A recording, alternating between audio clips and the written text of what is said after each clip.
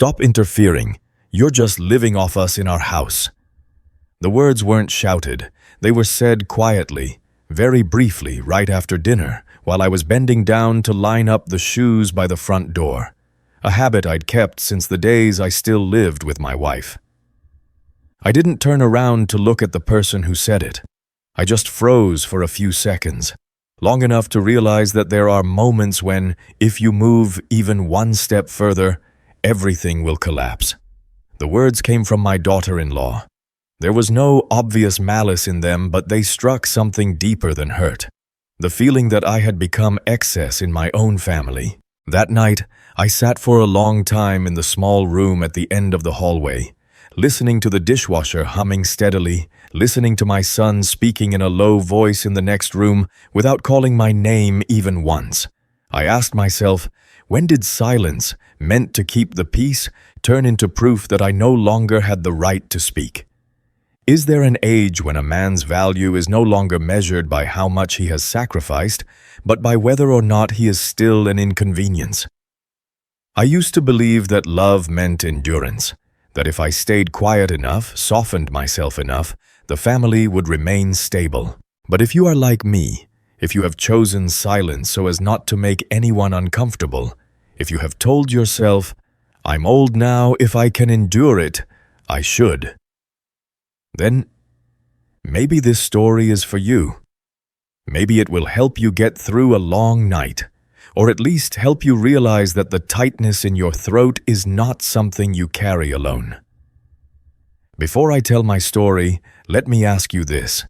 Where are you watching this video right now? Inside a quiet room or on a familiar chair late at night? And if this story touches any part of you, or if you think it should be shared with someone who needs to be heard, don't forget to press like, subscribe to the channel, and stay until the end, because you might just find an answer for yourself. This video includes AI assistance and has been edited by humans with the intention of offering reflection and human values. The story is not meant to encourage anyone to follow the actions within it, but simply to look together at things that are very real in life. My name is Arthur Coleman. I am 68 years old.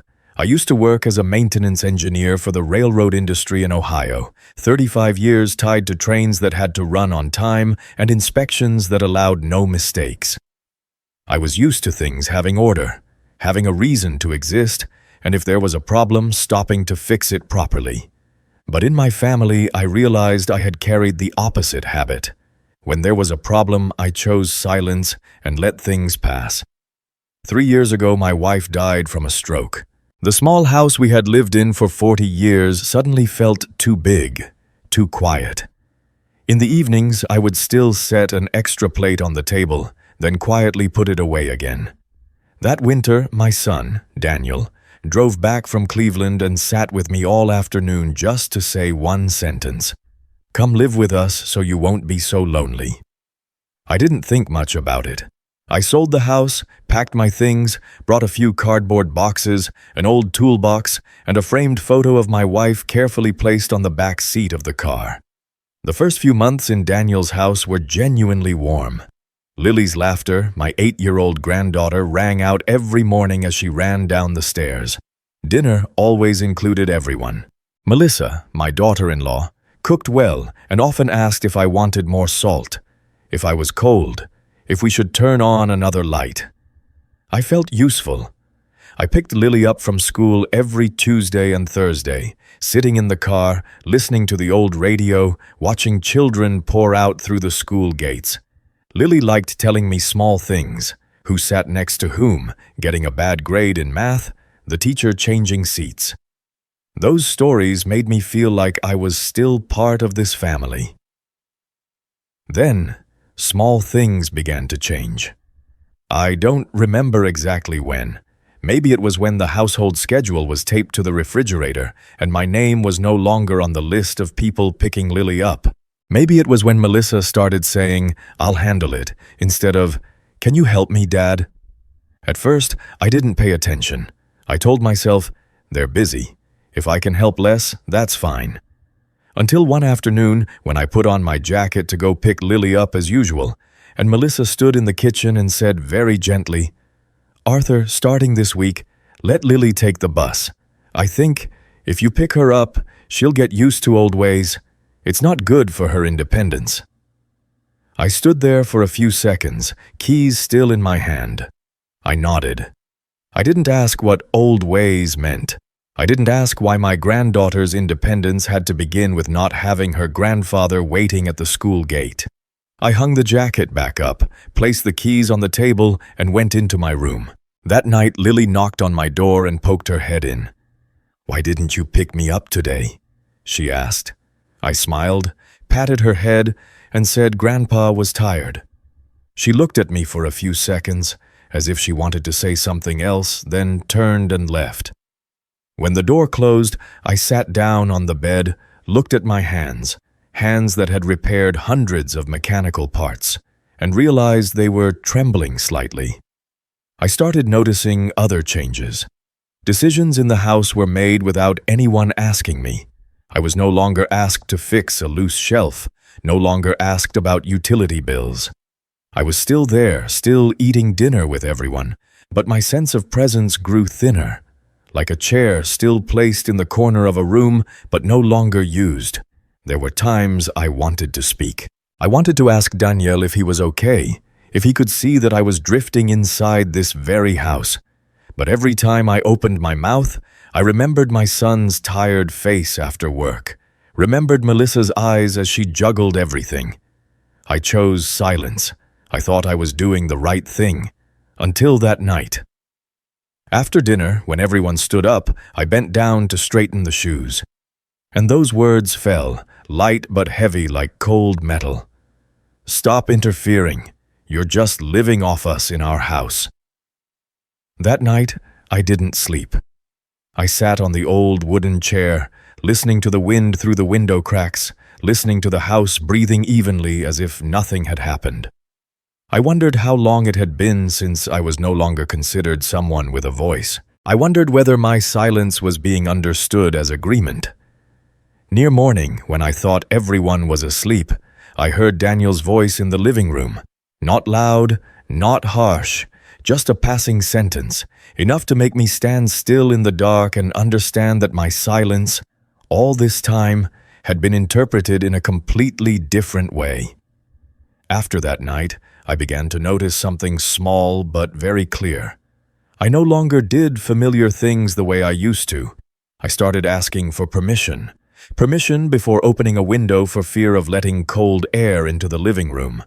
Permission before turning on my wife's old desk lamp in the evening. Once I stood in the kitchen for a long time just to ask whether I could make another pot of tea, even though that had been something I did every night before. No one demanded this of me. But a new habit had formed inside me, the habit of someone afraid of being a bother. The atmosphere in the house changed in ways no one named. Dinner still included everyone, but conversations were shorter. There was still laughter, but it appeared in the right places, at the right times, like a courtesy. Everything became proper. I no longer heard casual questions like, "What do you think, Dad?" or "How do you feel about this?" Instead, there were announcements. "Dinner will be early, we have plans this weekend, we're busy tonight." I nodded, slowly getting used to being someone who was informed rather than consulted. One afternoon, I took my wife's small wooden box out to clean it. Inside were a few old photos, a wristwatch that no longer worked, and the half-finished scarf she had been knitting during her last winter.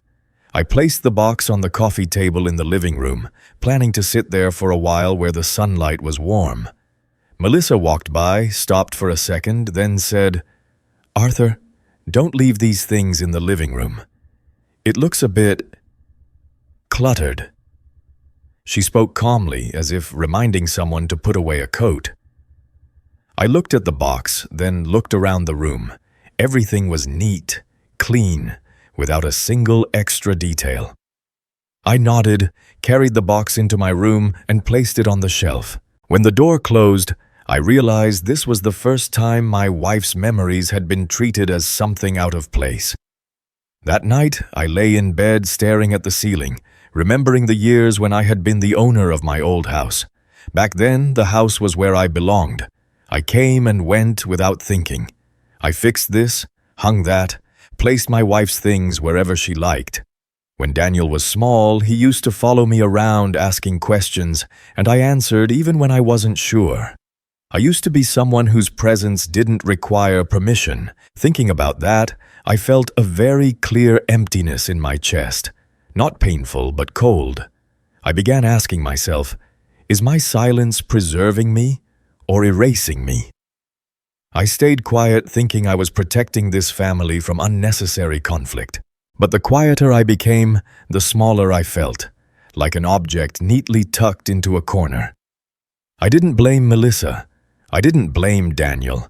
I simply began questioning my own choice. Daniel was different.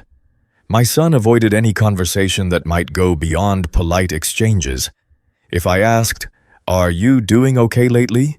he answered, "I'm fine, Dad." If I said, "Things feel a little different," he stayed quiet for a few seconds and then changed the subject. I realized his silence wasn't accidental. It was a choice not to confront, a choice to let things drift. I looked at my son and understood that he, too, was stuck between two sides, but that didn't make it easier for me. Some mornings I sat alone at the dining table, listening to Lily getting ready for school upstairs. She still ran down to greet me, but she was more rushed than before. I realized I was no longer part of this family's routine the way I once was.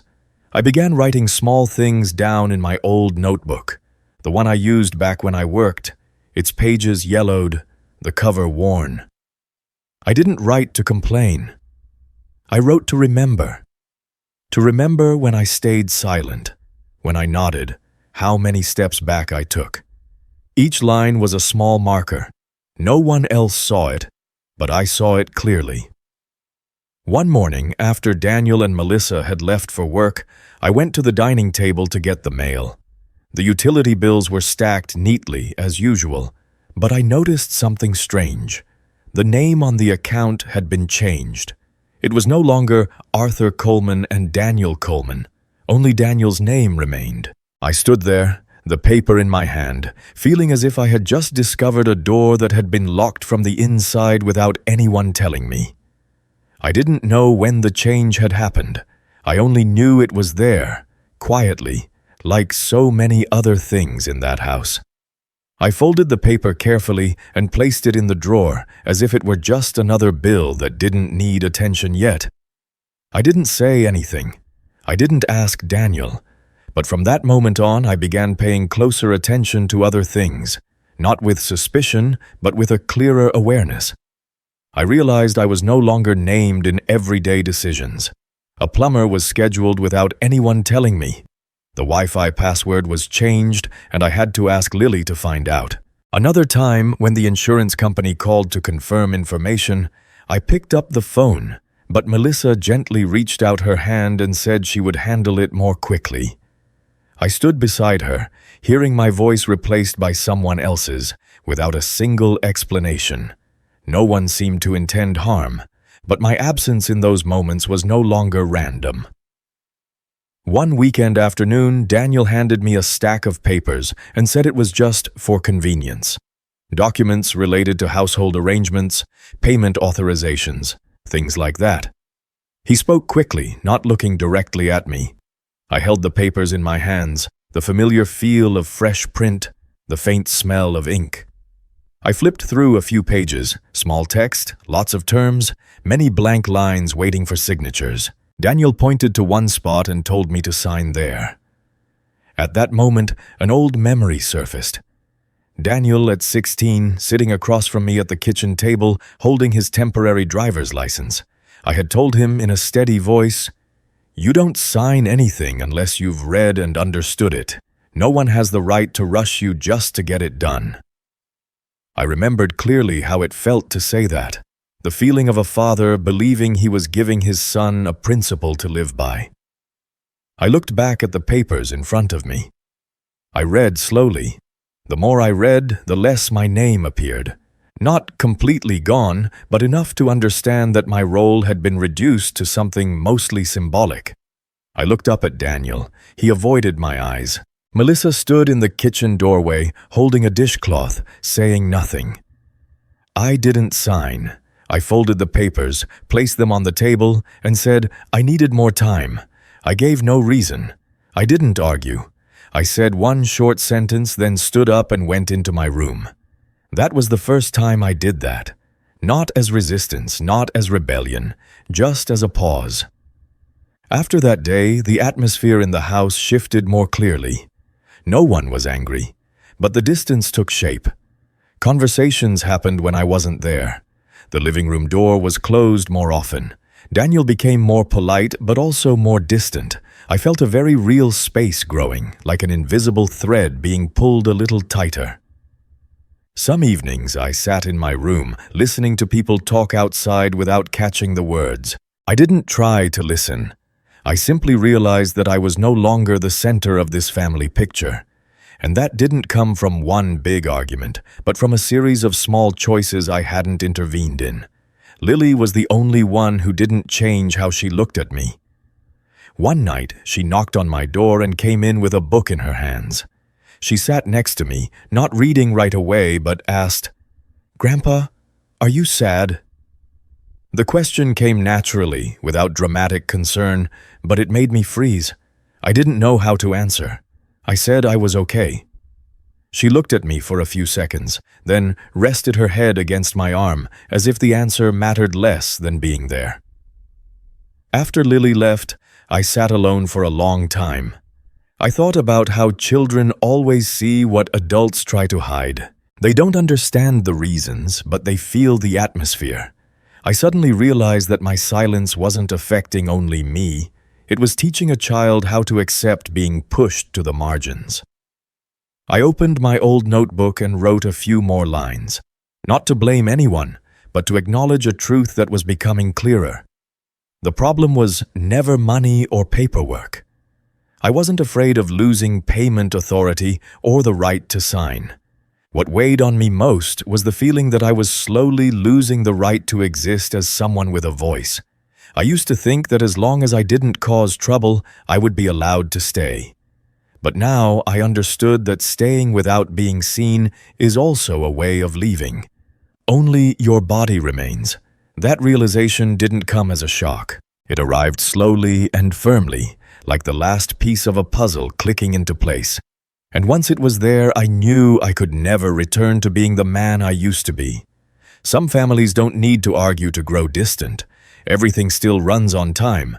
Meals are still complete. Words remain polite. Yet no one touches what truly matters anymore. No one says it out loud, but everyone feels that something has quietly shifted in that house. Efforts to please fade away, and silence begins to carry weight.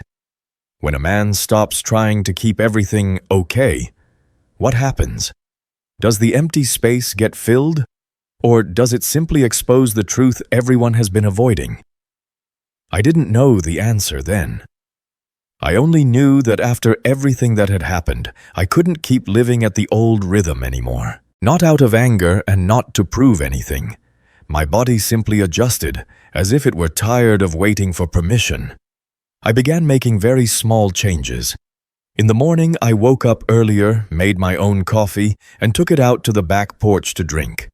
Before, I used to wait for everyone to wake up before having breakfast as a way to keep in step with the household. Now I didn't. I ate when I was hungry. I walked when I wanted. I didn't explain. In the afternoon, instead of sitting in the living room waiting for dinner time, I drove around the neighborhood. Ohio roads in late fall are quiet, yellow leaves lining both sides, the cold air just sharp enough to keep you alert.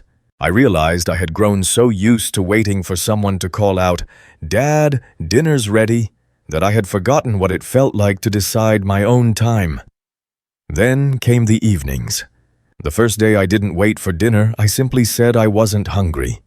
I went to my room early, read, turned off the light. I heard dishes clinking outside, chairs moving softly. No one knocked to ask if I was okay.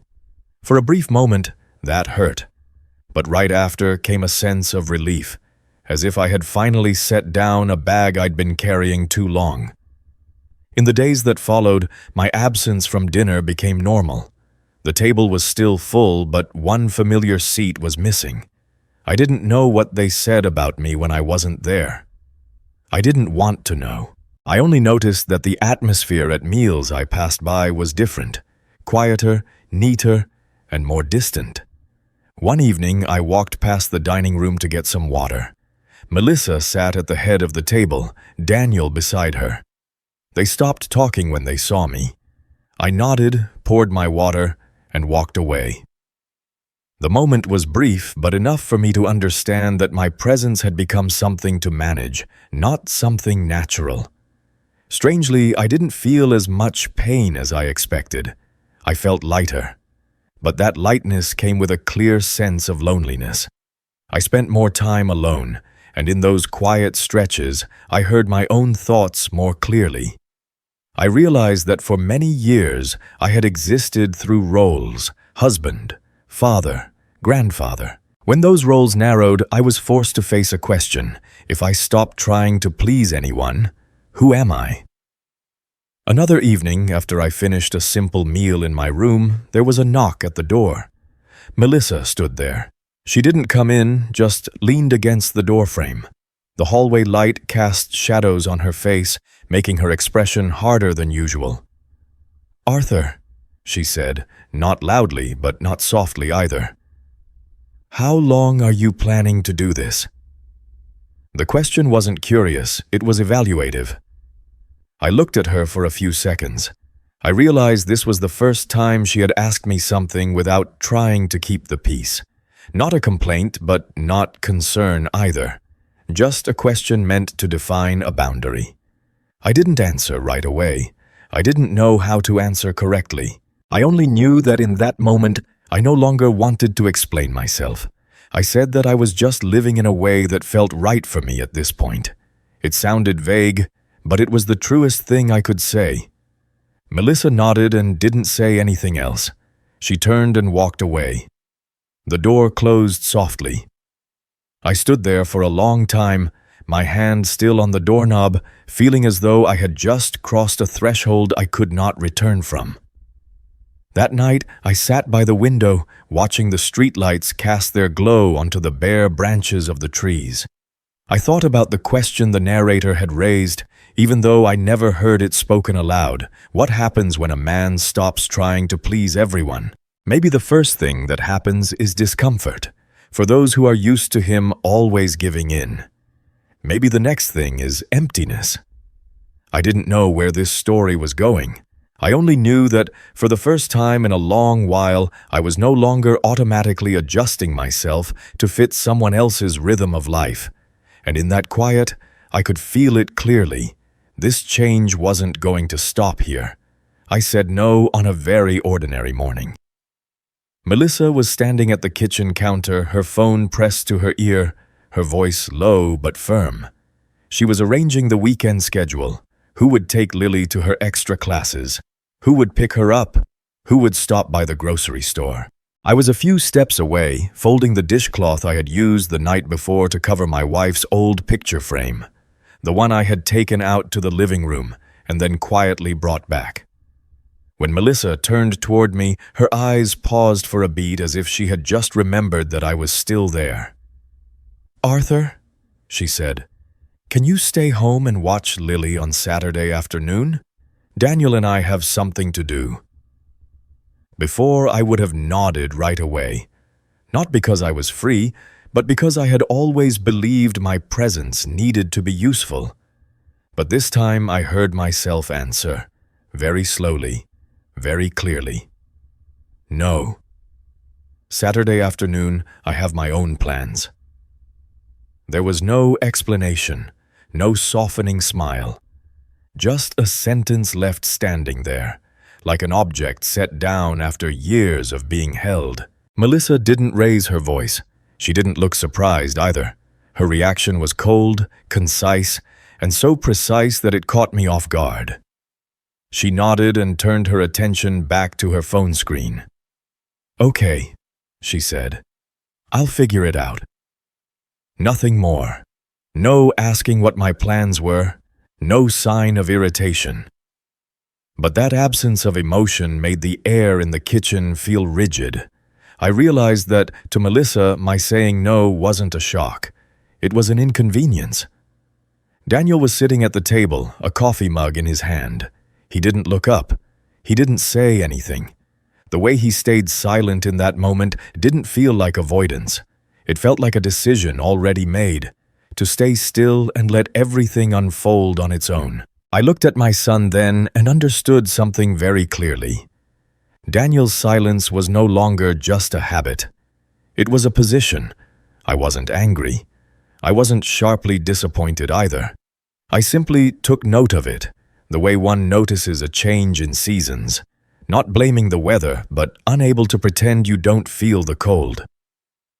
When Melissa left the kitchen, Daniel finally looked up at me. His eyes passed over me quickly, as if he were weighing whether to say something. In the end, he said only a familiar line. "Don't think too much about it, Dad." That sentence used to reassure me. Now it didn't. I realized that don't think too much is sometimes just another way of saying don't make things uncomfortable. I took my coffee out to the back porch and sat down in the old wooden chair. Late autumn wind moved through the trees. I pulled my jacket closer around my neck. In that moment, I realized I had been waiting for this moment for a very long time. The moment of saying no without explaining, without asking permission, without trying to please anyone. And strangely enough, when it happened, I didn't feel victorious. I felt a quiet sadness, as if I had just confirmed something I had known for a long time, but still hoped was wrong. That afternoon, I walked around the neighborhood longer than usual. Identical houses, neatly trimmed lawns, flags hanging on porches. I had lived here for years, once thought this was where I would grow old with my children and grandchildren. But walking those familiar streets, I began to think about leaving, not in anger, but with clarity. That evening, I ate alone in my room. I could hear Lily laughing in the living room. I could hear Melissa's voice, Daniel's voice. I didn't feel excluded. I just felt like I was standing outside a circle I had once believed I belonged to. After dinner, Lily knocked on my door. She came in holding her coloring book. She climbed onto my bed and sat cross-legged, just like she always did. "Grandpa?" she asked softly. "You're not watching me on Saturday anymore?" I nodded. I didn't know how to say it the right way, so I chose the simplest truth. I have my own plans. Lily was quiet for a moment. She looked down at her book, then back up at me. There was no calculation in her eyes, no politeness. Just a question aimed straight at what adults usually avoid. "Are you leaving for good?" The question hung between us, light as a thread, but heavy enough to make my chest sink. I didn't answer right away. I looked at her slightly messy blonde hair, at her small hands gripping the book. "Why do you ask?" I said. Lily shrugged. "Because you stay in your room more, and you don't eat with us anymore." I realized then that children notice the changes adults pretend not to see. I put my hand on her back, feeling the familiar warmth. "I'm not going anywhere yet," I said. "But maybe one day I'll live somewhere else." Lily nodded, as if that answer was enough for her. She didn't ask more. She just rested her head on my shoulder for a moment, then climbed down. "I like it when you're here," she said before leaving. The door closed. I sat there for a long time, listening to her footsteps fade down the hallway.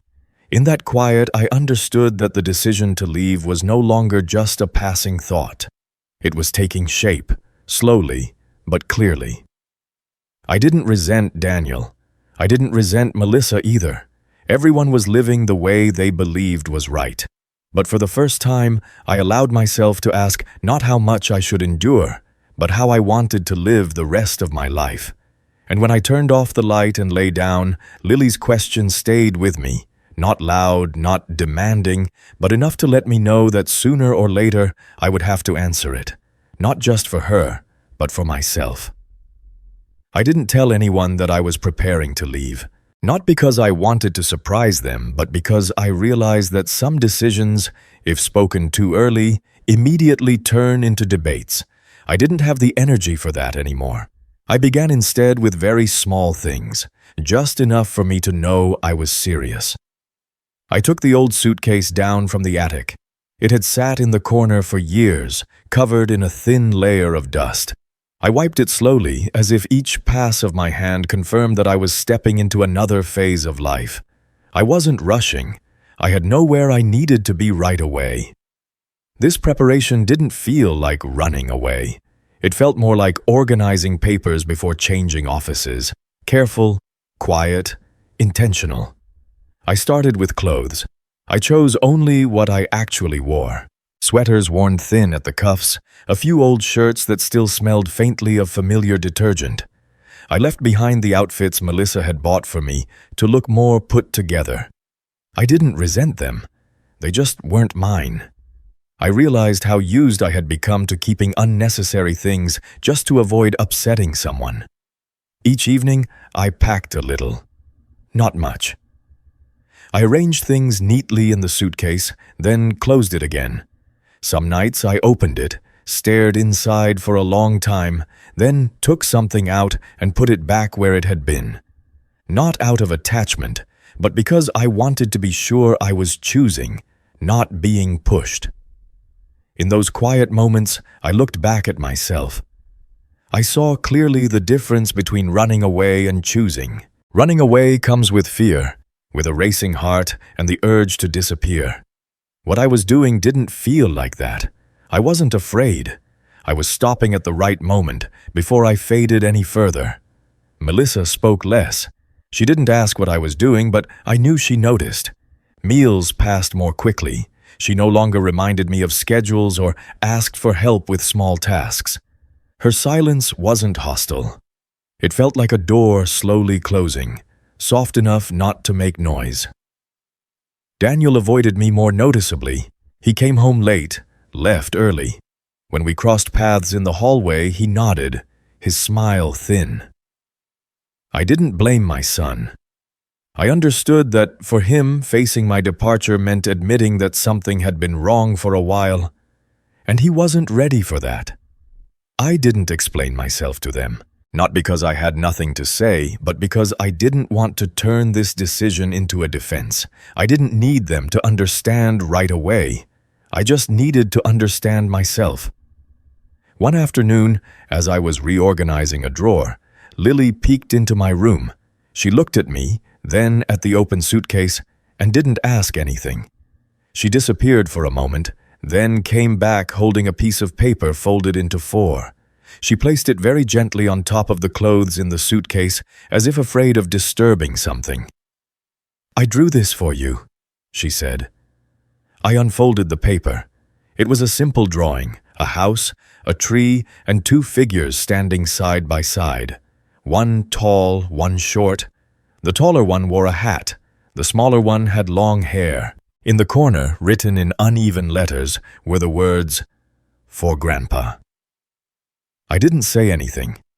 I folded the drawing carefully and placed it in the deepest pocket of the suitcase. Lily watched me, making sure I had taken it. I nodded.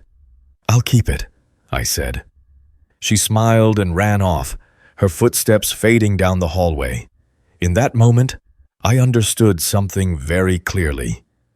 I hadn't lost everything. I could leave this house, but I wasn't leaving behind all the affection that had existed here. Some of it remained real and intact in the small things adults often overlook. That night, I sat by the window, watching the lights from the houses across the street. I no longer felt as heavy as before. Leaving, when it was no longer about escape, carried a strange calm. I didn't know where I would live or how I would begin again. But for the first time in a long while, I didn't feel like I was disappearing from anyone's life. I was simply stepping into a different space where my presence didn't require permission. When I zipped the suitcase closed, the sound was very soft. But to me, it was the sound of a choice completed. Not loud, not dramatic, just an older man finally allowing himself to stand upright in the remaining part of his life. There are moments before a farewell that aren't loud, without tears, without accusations. They arrive so quietly that they can be mistaken for an ordinary morning. But it is at that boundary that the question becomes clear. When someone sets a boundary for themselves, is that selfish? Or is it simply the last way not to keep fading? I chose the evening to speak. Not to create a formal atmosphere, but because the house was quiet then. Lily was in her room. The television in the living room was off earlier than usual. I stood in the kitchen, looking at the table already cleared, its wooden surface reflecting the warm light. There was a brief pause inside me, as if my body were asking, now or never. "Daniel," I said, not loudly, "I want to talk." My son looked up. His eyes paused for a moment, then he nodded. Melissa also looked at me and set her cup down. She didn't ask what I wanted to say. Perhaps she already knew. I didn't stand. I sat down in the familiar chair and placed both hands on the table. I didn't have a speech prepared. I only had clarity. "I'm going to move out," I said. "Not tomorrow, but soon." The sentence landed in the middle of the table, gentle but firm. I waited, not for objections, but for my own reaction. My heart wasn't racing. I wasn't shaking. I realized I had already said these words to myself many times. Melissa spoke first. She didn't frown. She didn't look shocked. "Have you found a place?" she asked. Just that one question. No blame, no why, no attempt to hold me back. Her tone was practical, almost administrative. I nodded and said I was looking at a few options, nothing final yet. Daniel stayed quiet. He looked at the tabletop, then at me. His eyes weren't hard, but they weren't soft either. I saw in them a familiar exhaustion, the exhaustion of someone always standing in the middle, afraid to choose a side. "If you need help," he said slowly, "just tell me." That was all. No, stay a little longer. No, I'll talk to Melissa. Nothing to pull me back. I wasn't surprised. I simply felt another confirmation. Everyone in this house had grown accustomed to keeping distance in their own way. What surprised me was my own feeling. I had prepared for resistance, for uncomfortable looks, for words that would force me to defend myself. But none of that happened. No one tried to stop me. No one argued.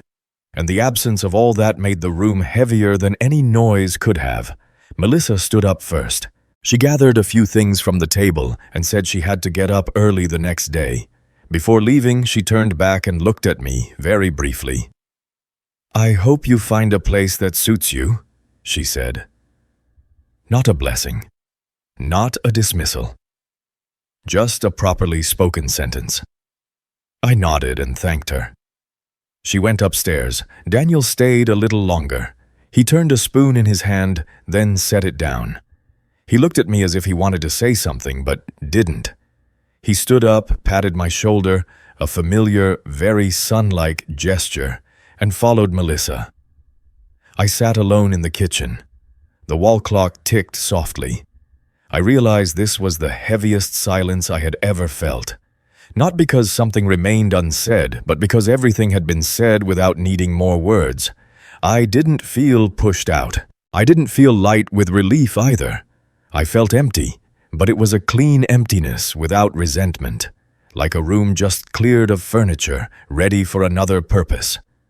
I walked past the living room and looked at the chair where I used to read the newspaper every morning. I remembered thinking that if I left, I would be deeply sad. But now I felt only a sadness that fit. It didn't spill over. It didn't ask anyone to make it better. When I returned to my room, Lily was standing by the door. She wasn't asleep yet. She looked at me, then at the closed suitcase. "Did you tell them?" she asked. I nodded. "What did they say?" Lily asked. "It's okay," I said. "Everyone's fine." Lily thought for a moment, then asked something I didn't expect.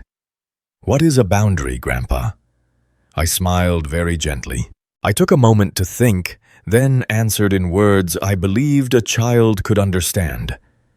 "It's knowing where your place is," I said, "and not stepping into someone else's space, while also not letting anyone step into yours." Lily nodded, as if it made sense.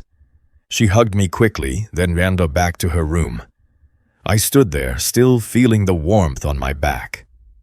That night, I lay in bed, looking at the familiar ceiling one last time. I didn't ask myself anymore whether I was being selfish. I understood that boundaries are not about turning your back on love.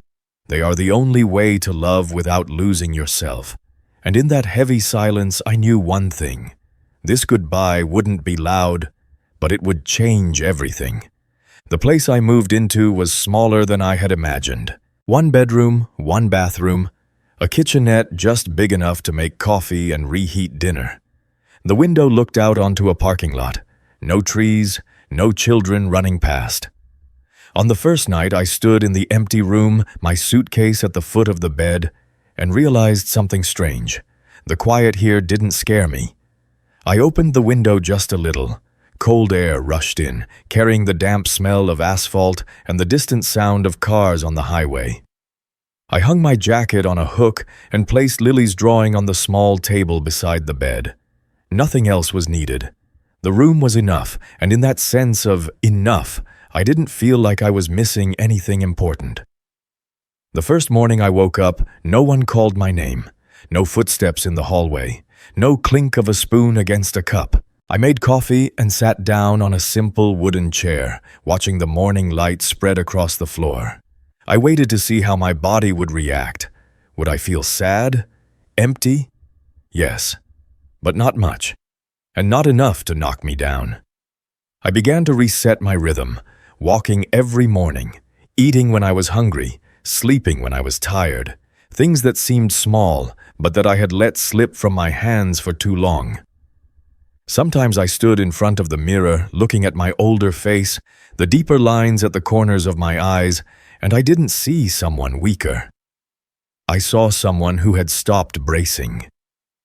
One afternoon, I sat on the bed, listening to rain tapping lightly against the window frame. I thought back to the days right after my wife died, when I believed I couldn't live alone anymore. I thought I needed someone around, a crowded house, so the absence wouldn't be so loud.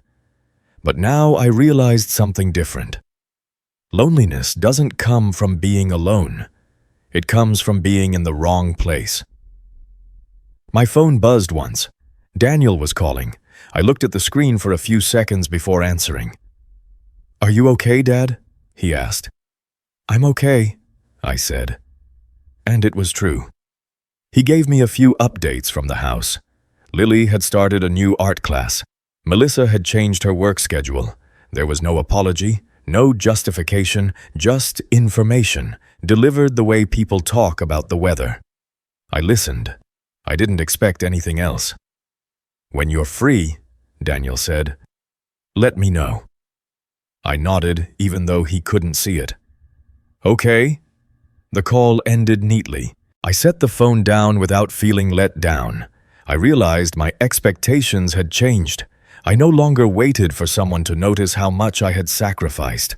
I just needed them to know that I was still here, in my own way. That night, I took out my old notebook, the one I had brought from the old house, the one I used to jot down chores, numbers, things to remember. I turned to a blank page, picked up my pen, and began rewriting what I believed. Not the things I used to teach, but the things I had lived through. I wrote that respect isn't something you earn by staying silent, that love doesn't mean erasing yourself, that boundaries aren't fences, but a way for people to know where to stand without hurting each other.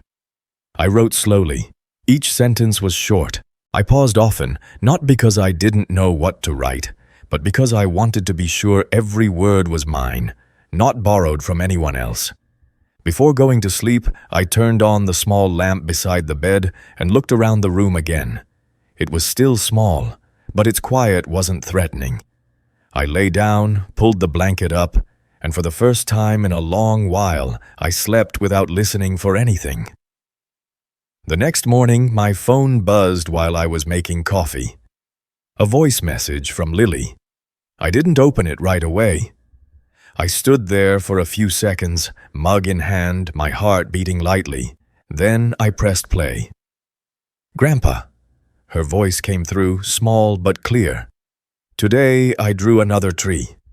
I left some space next to it for you to stand there. When you come, I'll color it in." The message ended with a soft laugh. I stood still for a long time, the coffee cooling in my hand. I didn't feel like I had completely left. I understood that some connections don't need the same roof to exist. I set the mug down, sat on the bed, and for the first time since moving out, I smiled without feeling pain in my chest. I listened to Lily's message again on a quiet afternoon. Not because I had forgotten the words, but because some sentences need to be heard again after you've passed through enough silence to understand them. I sat in the chair by the window, late sunlight slanting through the curtain, making her drawing on the table stand out more clearly. I pressed play, then set the phone down, then pressed play again. I left some space next to it for you to stand there. The sentence was so simple that if heard in a hurry, it could be missed. But to me, it opened a truth adults often avoid. Children don't need everything to be perfect to accept it. They just need to know there is a place for them and for others without fighting, without disappearing. I thought about all the times I had tried to fill the empty space in the old house with my own presence. I had been there too much, too ready, until I forgot to ask myself, where am I standing in this picture? Lily, with a child's instinct, had left that space open, not to hold on, but to acknowledge. That was when I understood the cost of boundaries. They aren't free. They take away crowded dinners, noisy mornings, moments that feel safe just because they're familiar. But in return, they give you something I had lost long ago, the feeling of standing in your own place without asking permission. I didn't go back to the old house, not because I was angry, and not because I wanted to prove anything. I just knew that if I went back then, I would slip into my old role again, the man who kept everything okay by shrinking himself. I wasn't doing that anymore, but I didn't close the door either. Daniel texted from time to time, short messages, not much emotion, just asking if I was okay, if I needed anything. I replied when I felt like it. I didn't guess intentions or read between lines. I let everything stay its proper size. Melissa sent me a photo of Lily drawing in her new class. I replied with a thank you, no more, no less. There was no dramatic reconciliation. No one cried, no one apologized, no promises to change. And I realized that maybe we didn't need those things to continue existing in each other's lives in a healthier way. Distance, when placed correctly, isn't coldness.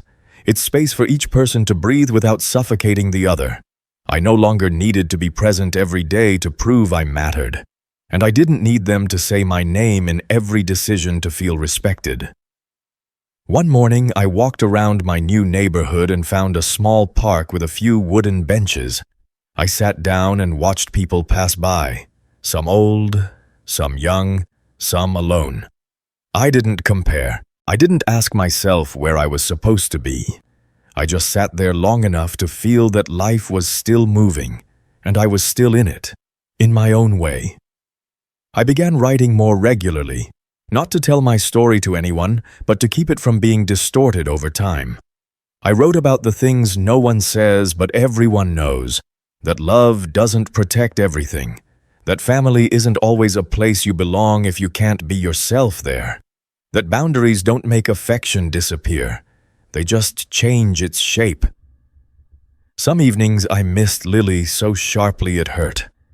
I took out her drawing and looked at the empty space next to the tree. I didn't rush to fill it. I left it there, because I knew some empty spaces need to remain open so people have a way back. Not back to a house, but back to a connection that doesn't make anyone smaller. I felt enough. Not enough as in complete, fulfilled, lacking nothing, but enough as in I no longer had to ask myself what I was missing. I had a small room, quiet mornings, connections that didn't demand. And I had myself standing upright without needing to prove anything. When night fell, I turned off the light and lay listening to cars fading in the distance.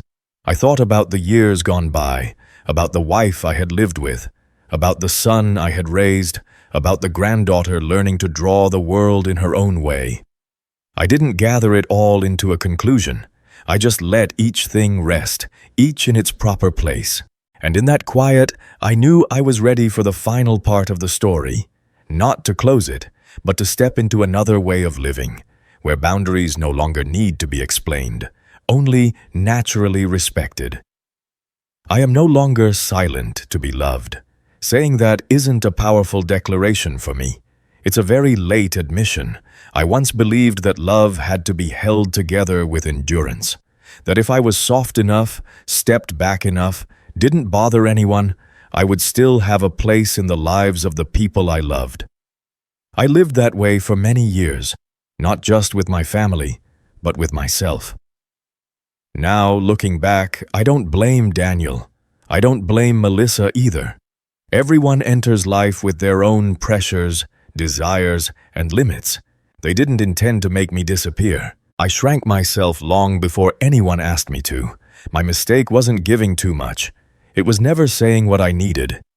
I believed that love, if big enough, would understand on its own. But love, without clear boundaries, easily becomes so familiar that it's taken for granted. I didn't understand this in a sudden moment of clarity, but through days of slowing down, through quiet mornings, through listening again and again to Lily's voice. I learned that boundaries don't destroy love. They protect it from being distorted, from turning into obligation or silent endurance. Accepting that also meant accepting loss.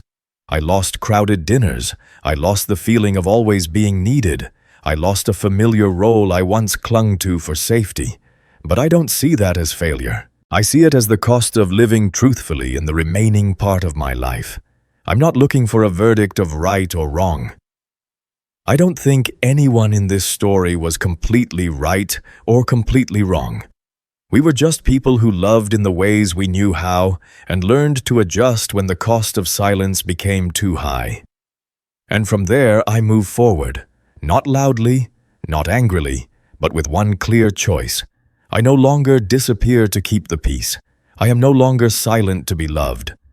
The story you've just heard is a work of fiction, inspired by everyday situations and very real emotional shifts. The content was created with the support of AI and edited by humans, with the hope of offering reflection and human value. This story is not meant to encourage anyone to imitate it, but simply to look together at things that are familiar, yet often overlooked in family life. Perhaps the greatest value this story leaves behind isn't a specific decision, but a gentle awareness. Sometimes love doesn't need more. It needs to be placed in the right spot. And if there is a gift for you tonight, maybe it's permission to choose to speak, to choose to stop, to choose to live in a way that doesn't make you smaller. If you're still here, I truly thank you.